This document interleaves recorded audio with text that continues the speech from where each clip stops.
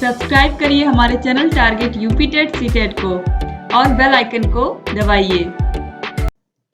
Hello friends, मैं रेनू स्वागत करती हूँ आप सभी भावी अध्यापक एवं अध्यापिकाओं का आपके अपने channel target UP TET CTET में। दोस्तों, आप लोग का हिंदी में जो सेकेंड टॉपिक है यानी कि सेकेंड चैप्टर है वो है देवनागरी लिपि। आप सभी लोग को ये चीज पता है कि जो हमारी हिंदी भाषा है उसकी जो लिपि है वो देवनागरी लिपि है। दोस्तों, इसी के विषय में हमको अध्ययन करना है इस चैप्टर में। तो सबसे पहले यहाँ पर अतिरिक्त उत्तरी क्वेश्चंस में जो क्वेश्चंस हैं उनको हम सॉल्व कर लेते हैं। और इससे पहले हम लोगों ने आपके बहुविकल्पी क्वेश्चंस को सॉल्व करवा दिया है। अगर आपने बहुविकल्पी क्वेश्चंस का वीडियो अभी तक नहीं देखा है तो उसका लिंक आपको डिस्क्रिप्शन बॉक्स में मिल जाएगा। तो चलिए हम स्टार्ट करते हैं अतिरिक्त उत्तरी क्वेश्चंस को। क्वेश्चन नंबर 12 से, संयुक्त शब्द किसे कहते हैं, उदाहरण सहित स्पष्ट कीजिए। दो व्यंजनों के योग से बने वर्णों को संयुक्त व्यंजन कहा जाता है या फिर संयुक्त शब्द कहा जाता है, जैसे क्रय, क्रिकेट, क्लेश जैसे शब्द भी क के साथ र, ल, श के योग से बने संयुक्त वर्णों से शुरू होने वाले शब्द हैं। संयुक्त वर्णों के इस नियम का पालन शब्द के शुरू के वर्णों के अतिरिक्त अन्य सभी स्थानों के संदर्भ में भी किया जाता है, जैसे वृक्ष हुआ, द्रव्य हुआ, व्यक्ति हुआ। तो इस तरीके से ऐसे व्यंजनों को हम क्या कहते हैं, संयुक्त शब्द भी कहते हैं और इन्हें हम व्यंजन, संयुक्त व्यंजन वर्ड भी कहते हैं। तो आप इसको याद रखिएगा। इसके बाद क्वेश्चन नंबर 13 है, लिपि किसे कहते हैं। दोस्तों, जैसे कि हम कोई भी भाषा बोल रहे हैं, अगर हम हिंदी भाषा बोल रहे हैं तो मौखिक रूप से बोल रहे हैं, लेकिन मौखिक भाषा को लिखना भी तो पड़ेगा हमें। उसको लिखने के लिए हमें कुछ चिन्हों का प्रयोग करना पड़ता है, उसे ही हम कहते हैं लिपि। मौखिक भाषा को लिखित रूप में व्यक्त करने हेतु चिन्हों का प्रयोग किया जाता है, इसे ही लिपि कहते हैं। लिपि किसी भाषा की लगभग सभी ध्वनियों को प्रतीक रूप में प्रस्तुत करती है। इसके माध्यम से मनुष्य बिना प्रत्यक्ष संपर्क में आए हुए अपने संदेशों का आदान प्रदान कर सकते हैं।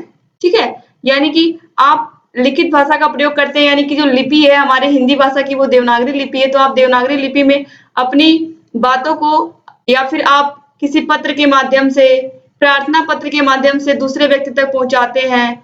पत्र के माध्यम से भी आप चिट्ठियां अगर लिखते हैं तो इस तरीके से उसको लिखने के लिए आप क्या कर रहे हैं, कोई किसी ना किसी चिन्ह का प्रयोग कर रहे हैं। अब वही जो आपका स्वर व्यंजन हुआ वो सब क्या है, एक तरीके से चिन्ह ही है हिंदी भाषा के। तो यहाँ पर यही बताया गया है कि जो मौखिक भाषा होती है उसको हम लिखित रूप में जो व्यक्त करते हैं जिन चिन्हों के द्वारा, उसे ही हम लिपि कहते हैं। और इसी लिपि के माध्यम से मनुष्य बिना प्रत्यक्ष संपर्क में आए, यानी कि आप बिना किसी के संपर्क में आए ही अपनी बातों को उस व्यक्ति तक पहुंचा सकते हैं। जैसे आज के समय में लोगों ने चिट्ठियां लिखना कम कर दिया है। पहले के समय में जब मोबाइल फोन्स नहीं होते थे उस टाइम पर क्या लोग चिट्ठियां लिखते थे। अक्सर जिनके घरों में फौज में लोग रहते थे उनके यहाँ अक्सर चिट्ठियां आती थी। तो इस तरीके से दोस्तों ये एक संपर्क का माध्यम था। लेकिन आज के समय में स्मार्टफोन हो गया है, तो स्मार्टफोन में आप तुरंत मैसेज टाइप कर देते हो।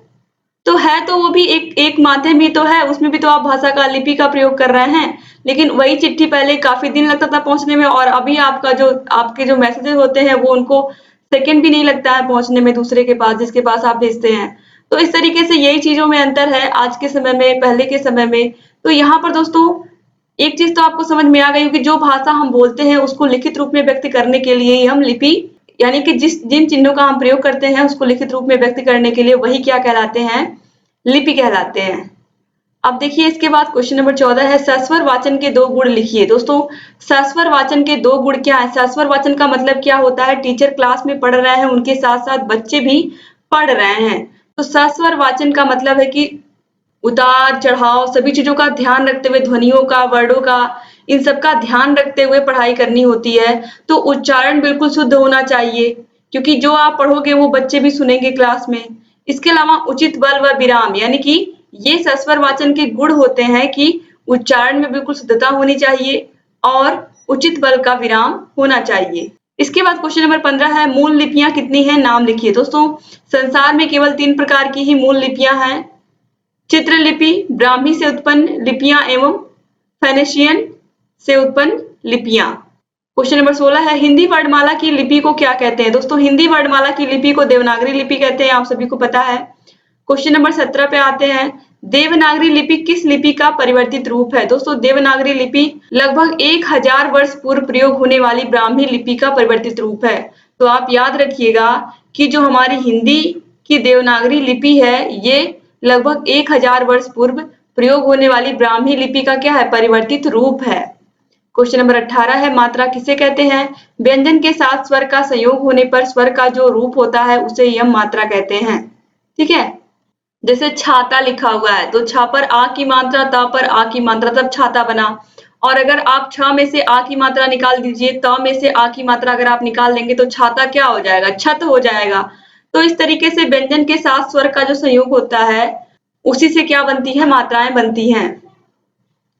अब इसके बाद क्वेश्चन नंबर 19 है, 12 खड़ी किसे कहते हैं? स्वरों की मात्राओं तथा अनुस्वार व विसर्ग सहित एक व्यंजन वर्ण में 12 रूप हैं, उन्हें 12 खड़ी कहते हैं। जैसे क, का, की, कु, के, कै, को, कौ, कं, कह।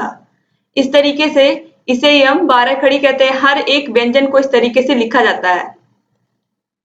इसके बाद क्वेश्चन नंबर 20 है, देवनागरी लिपि में कितने स्वर और कितने व्यंजन होते हैं? दोस्तों देवनागरी लिपि में 11 स्वर और 41 व्यंजन हैं।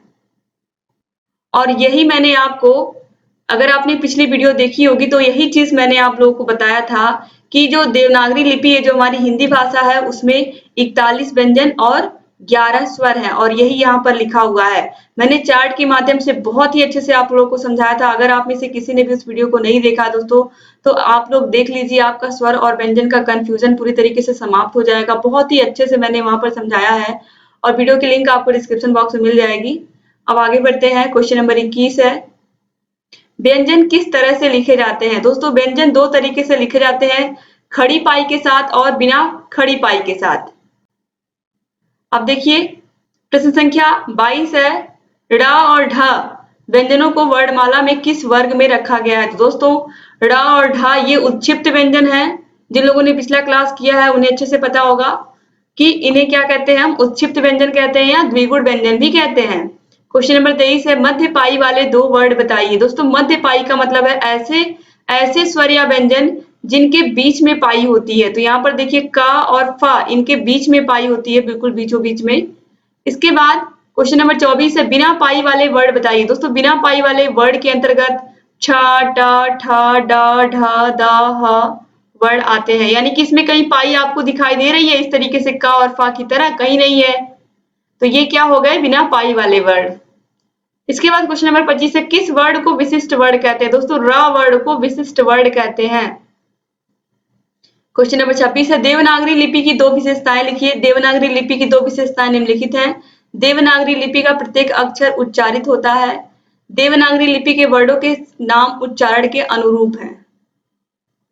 इसके बाद दोस्तों क्वेश्चन नंबर 27 है, दीर्घ स्वर किसे कहते हैं? दोस्तों जिन वर्डों को बोलने में ह्रस्व स्वर से दुगना समय लगता है उन्हें हम दीर्घ स्वर कहते हैं। या फिर ऐसे भी बोल सकते हैं, जिन वर्डों को उच्चारित करने में दो मात्रा का समय लगता है उन्हें हम दीर्घ स्वर कहते हैं। जैसे कि आ, ई, उ, ए, ओ, औ। ठीक है, तो ये सभी दीर्घ स्वर हैं। इसके बाद क्वेश्चन नंबर 28 है, भाषा शिक्षक के 4 प्रमुख कौशल कौन कौन से हैं? यानी कि ऐसे टीचर जो भाषा आपको पढ़ाते हो, भाषा के टीचर का मतलब जो टीचर इंग्लिश पढ़ाते हैं, हिंदी पढ़ाते हैं, इन्हें हम भाषा शिक्षक कहते हैं।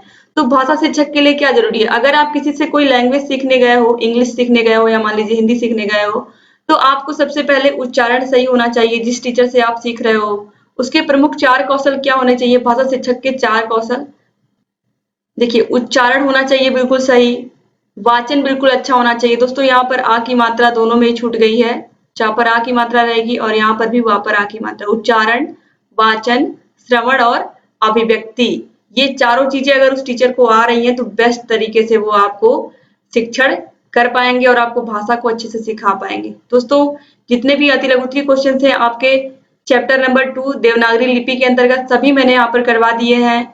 और इसके अलावा दोस्तों आपको जितने भी सब्जेक्ट के वीडियोस चाहिए, आपको सभी विषयों के प्लेलिस्ट की लिंक इस वीडियो के नीचे डिस्क्रिप्शन बॉक्स में मिल जाएगी।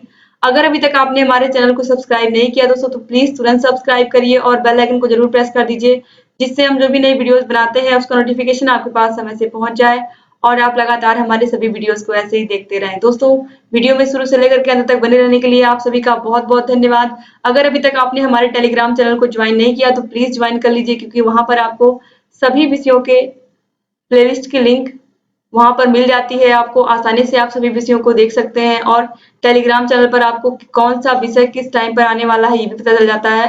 तो प्लीज़ आप लोग जुड़ जाइए। इसके अलावा टेलीग्राम ऐप पर आप टारगेट यूपी टेट सीटेट को सर्च करके वहाँ से भी हमारे चैनल से जुड़ सकते हैं। और आपको कहीं किसी प्रकार की कोई समस्या है तो भी आप कमेंट बॉक्स में कमेंट करके हमसे पूछ सकते हैं। अगर दोस्तों आपको कहीं किसी प्रकार का छोटा-मोटा भी डाउट है तो आप पूछ लिया करिए, ताकि आपका जो सिलेबस है वो बिल्कुल क्लियर रहे और आप लोगों को कहीं किसी प्रकार की कोई समस्या ना हो। आगे चल करके हम आपको UP TET, super TET, CTET सबकी तैयारी करवाने वाले हैं। तो ऐसे ही हमारे चैनल से बने रहिए, सभी वीडियोस को देखते हुए रहिए और लगातार ऐसे ही हमसे जुड़े रहिए। तो एक बार फिर से आप सभी का बहुत-बहुत धन्यवाद दोस्तों। जय हिंद दोस्तों।